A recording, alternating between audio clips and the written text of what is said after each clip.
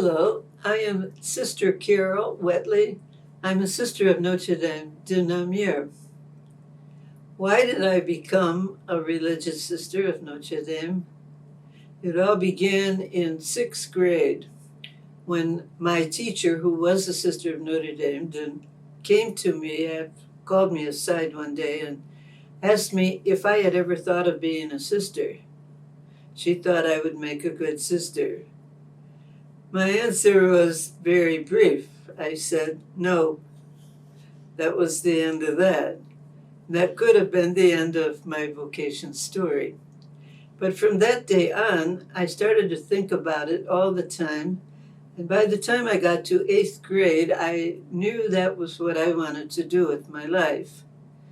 But I also knew my mother would not let me go to the convent before graduating from high school. So I never told anybody, not my mother, my father, anyone. The next thing was in sophomore year in high school. And that year I realized for sure this is what I feel called to do. And so I graduated from Notre Dame, and 3 months later I entered the postulate of the sisters. That was a long time ago, so why did I stay there all these years? I think I stayed for the same reasons a woman stays in a marriage. I had made a commitment of poverty, chastity, and obedience forever as a sister of Notre Dame.